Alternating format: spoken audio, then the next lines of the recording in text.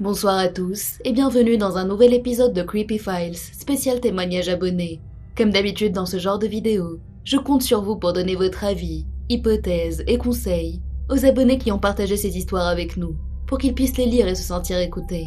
Mais avant de les découvrir, je précise que cette vidéo est sponsorisée par Raid Shadow Legends, que vous commencez à bien connaître ici. Pour les rares qui sont passés entre les mailles du filet, Raid Shadow Legends est un RPG multiplateforme disponible gratuitement sur mobile et sur PC.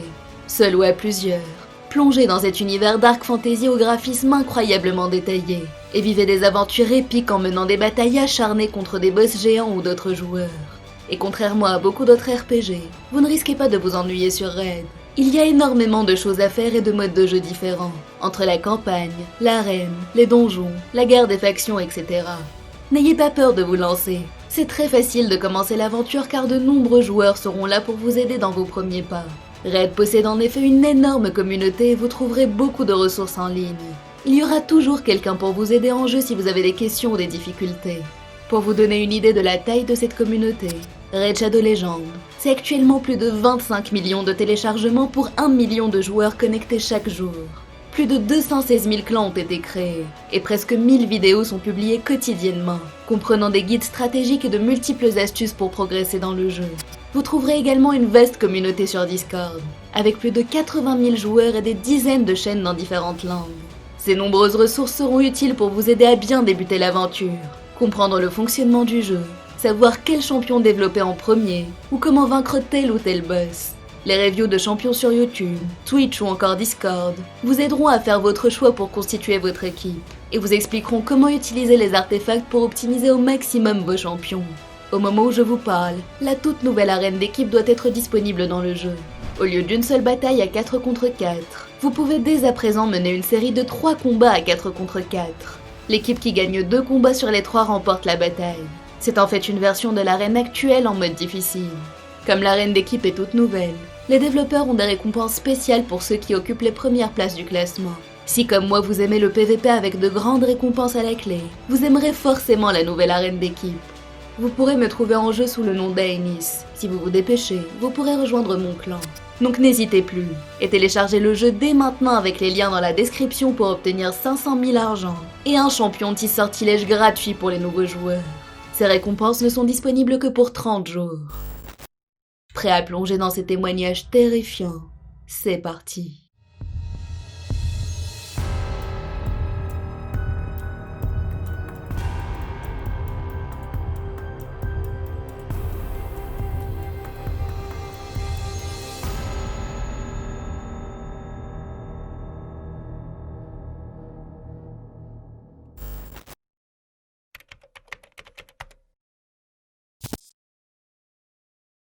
Cette histoire a commencé avec un objet tout à fait ordinaire, une lampe. C'était une lampe tactile, avec 3 niveaux d'intensité. Nous l'avions trouvée, ma mère et moi, dans un bazar à Paris. Le pied était vert en imitation marbre, et l'abat-jour était de couleur amande. Elle était vraiment jolie et allait à la perfection dans notre salon. Au début, elle se tenait tranquille.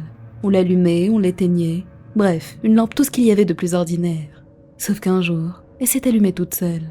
On en a ri, avec ma mère et ma grand-mère qui vivaient avec nous, en nous disant qu'après tout, au prix où nous l'avions payé, ça aurait été trop beau qu'elle ne dysfonctionne pas du tout après quelques semaines. La nuit qui a suivi, ma grand-mère est tombée en voulant se rendre aux toilettes. Ça lui était déjà arrivé. On n'a donc fait aucun lien avec la lampe qui s'était allumée plus tôt dans la soirée. Le lendemain, la lampe s'est de nouveau allumée sans raison. Surprise, je l'ai éteinte, mais c'est aussitôt rallumée.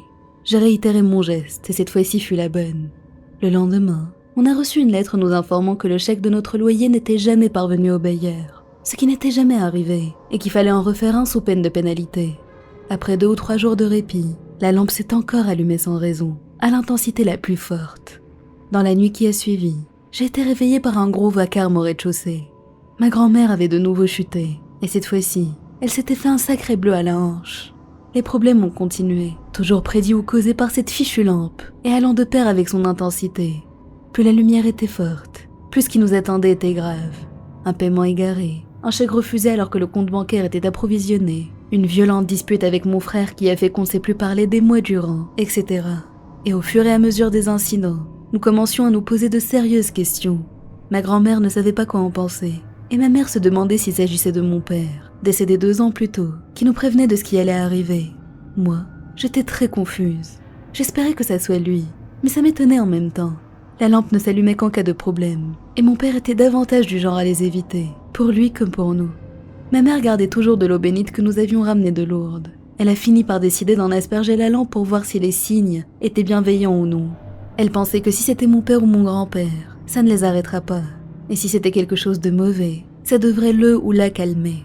Les manifestations se sont arrêtées dès ce jour-là. On avait notre réponse, je suppose. Le répit a duré quelques semaines. Nous utilisions l'interrupteur pour allumer et éteindre la lampe. Nous n'osions plus la toucher du tout, mais au moins, nous avions la paix. Je pensais que l'histoire allait s'arrêter là, mais une nuit où j'étais devant mon ordinateur à cause d'une insomnie, j'ai vu de la lumière au salon, sachant que la porte de ma chambre donnait dessus. J'ai littéralement senti mon cœur faire un bond dans ma poitrine. J'ai passé la tête par-dessus la rambarde, et j'ai entendu la respiration profonde de ma grand-mère, m'indiquant qu'elle dormait. Ma mère était également au lit. Je suis restée prostrée devant mon ordinateur jusqu'au lever du soleil. À un moment donné au cours de cette nuit, comme si la lampe voulait s'amuser avec mes nerfs, elle a augmenté en intensité. J'avais fait un bond de surprise, avant de faire semblant de n'avoir rien remarqué, et elle a continué jusqu'à atteindre l'intensité la plus forte. On a fini par la jeter le jour même, en la démolissant au préalable à coups de marteau. Ce qui nous avait convaincus de le faire, en dehors du dégoût et de la peur, ma grand-mère avait encore chuté, tôt le matin même. Depuis ce jour-là, je me suis juré de ne plus jamais acheter une lampe similaire.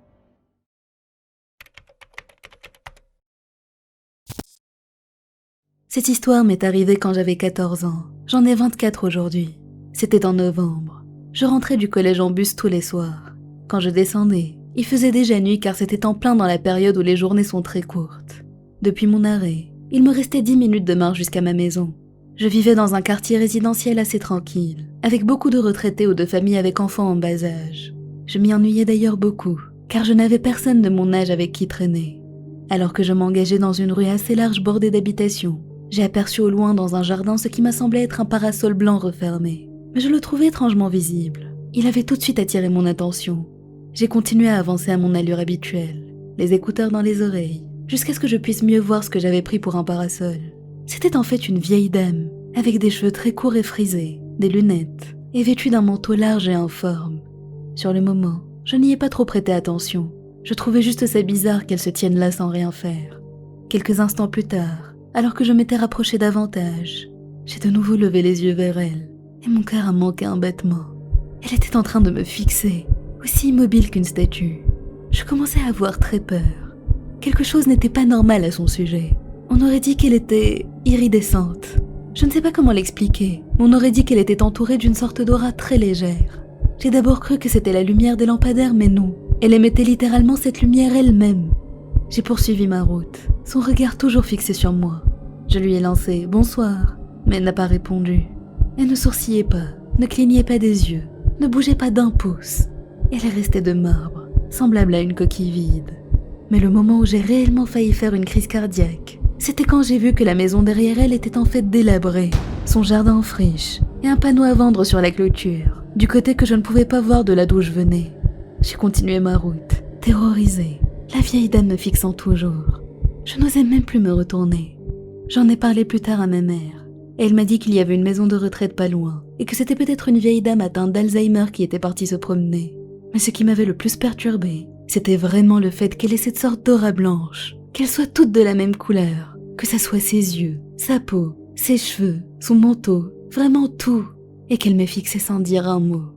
Je ne sais toujours pas ce que j'ai vu ce soir-là. Peu de temps après, la maison a été rasée pour qu'une nouvelle soit construite sur son terrain, et je ne l'ai plus jamais revue.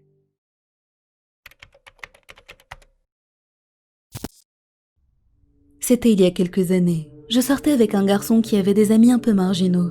Nous vivions chacun chez nos parents. Nous passions donc beaucoup de nuits dans des hôtels ou chez des amis. Un matin, je me suis réveillée très perturbée par un rêve que je venais de faire. Ce rêve, je m'en souviens encore dans les moindres détails, comme si c'était hier, bien que sur le moment il n'ait rien de très particulier. Mais il m'a laissé une impression étrange. Je l'ai donc raconté à mon petit ami. J'étais dans un appartement, dans une cuisine aux murs jaunis par le tabac. Il y avait une femme triste qui pleurait, et un homme attablé devant une tasse de café. Il devait être âgé de 50 ou 60 ans. Il était de taille moyenne, avait des cheveux bruns épais et une moustache. Mon petit ami était aussi présent dans le rêve avec moi, mais à part moi, personne ne semblait voir cet homme. Je ne saurais pas expliquer pourquoi, mais au fond de moi, je savais que cet homme était décédé et que c'était son fantôme que je regardais. Il semblait pourtant tout à fait normal. Il regardait le mur devant lui sans rien dire, perdu dans ses pensées. J'ai essayé de dire à la dame et à mon petit ami qu'il y avait un homme avec nous dans la pièce, mais personne ne semblait comprendre de quoi je parlais. Au même moment, l'homme s'est tourné vers moi en souriant, et c'est là que je me suis réveillée. Après avoir raconté ce rêve un peu étrange à mon ami, nous avons déjeuné puis quitté l'hôtel dans lequel nous étions. Nous avons passé la journée dehors, et je ne pensais presque plus à mon rêve. Le soir venu, nous avons rejoint des amis. L'un d'eux nous avait dit que nous pourrions tous passer la soirée dans un appartement vide près de chez lui, et que mon petit ami et moi pourrions même y dormir. Quand nous sommes arrivés sur place, j'ai été très surprise de découvrir l'endroit. L'appartement était en désordre, dans une déco des années 70, et les murs étaient jaunis par le tabac. Mon rêve m'est immédiatement revenu à l'esprit, mais je me suis dit que c'était une simple coïncidence, rien de plus.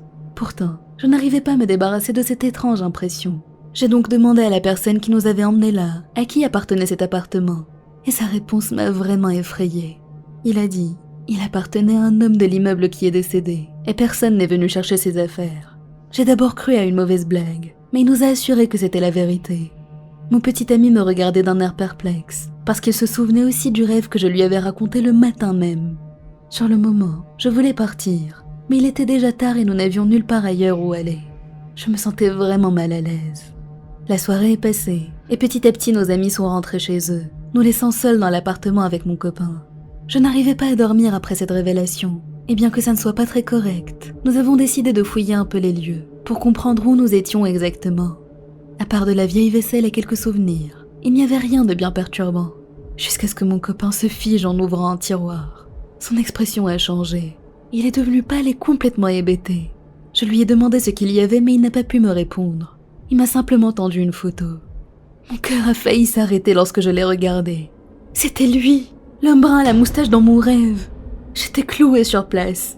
Je ne le connaissais pas. Je ne l'avais jamais vu de ma vie et je n'avais aucune idée que je finirais dans cet appartement ce soir-là. Comment cela pouvait être possible? Je suis restée plusieurs minutes à regarder cette photo, à tenter de comprendre, mais je n'avais aucune explication. Je ne savais pas quoi faire. Valait-il mieux partir? Mais pour aller où au milieu de la nuit? Mon petit ami ne m'aidait pas. Il était effrayé et devenait paranoïaque, nous disant qu'il allait nous arriver des choses. J'ai donc fait ce qui me semblait juste. Je me suis adressée à cet homme, et je l'ai remercié de nous laisser dormir chez lui. Je lui ai aussi assuré que nous ne ferions rien de déplacé dans sa maison, et que nous allions la laisser comme nous l'avions trouvée, donc merci de ne pas nous faire peur. Je crois que j'ai dû dire s'il vous plaît au moins 20 fois, en espérant qu'il ne se passe rien d'étrange ou de surnaturel. J'ai lutté toute la nuit contre le sommeil car j'avais trop peur de vivre un événement paranormal. Mais l'atmosphère qui régnait dans l'appartement était tellement calme et apaisante que j'ai fini par m'endormir. Je me suis réveillée en sursaut le lendemain matin, surprise d'avoir succombé au sommeil. Mais tout allait bien et nous nous sommes dépêchés de quitter cet endroit. Avant de partir, j'ai remercié cet homme pour son hospitalité. Et en sortant, j'ai cru sentir comme une odeur de café, alors qu'il n'y en avait pas. Je ne saurais jamais ce qu'il s'est vraiment passé ce jour-là, si c'était réellement du paranormal ou une simple suite d'énormes coïncidences. Quoi qu'il en soit, ni moi ni mon petit ami n'oublierons jamais cette histoire.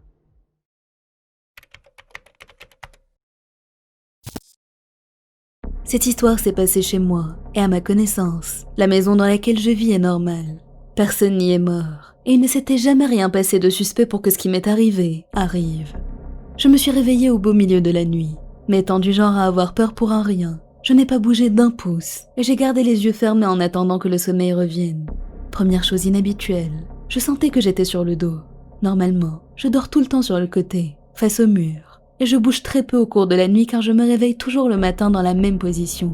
J'étais sur le point de me retourner pour revenir à ma position habituelle, lorsque j'ai senti une main chaude se poser sur ma tête.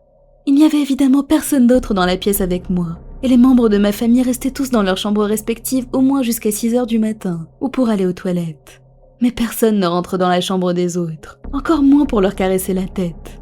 Terrifiée, je me suis agitée tellement fort que j'en suis tombée de mon lit, et en tournant la tête, j'ai vu quelque chose en dessous bouger. Je n'arrivais pas à crier ni à réagir, et je crois que j'ai fini par m'évanouir car après ça, je n'ai plus aucun souvenir de cette nuit. Le matin est arrivé et je me suis réveillée, dans mon lit.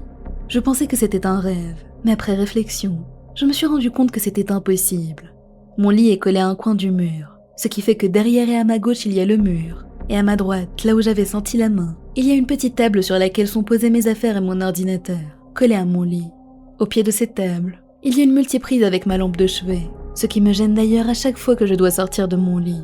Tomber de ce côté était donc impossible sans que je me prenne la table et la prise en pleine tête. Mais de manière inexplicable ce matin-là, la multiprise était débranchée et posée à l'autre bout de la chambre, et la table contenant mes affaires avait été poussée, laissant l'espace où j'étais tombée vide et sécurisé. Je n'y avais jamais touché, ma famille non plus.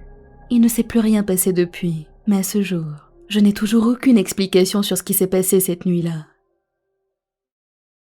Voilà, c'est la fin de cette vidéo, j'espère qu'elle vous a plu. Les abonnés qui ont partagé ces histoires et moi-même avons hâte de lire vos retours et réponses. Et comme d'habitude, si vous souhaitez m'envoyer vos propres témoignages, vous pouvez le faire par mail. Toutes les infos sont en description. À bientôt.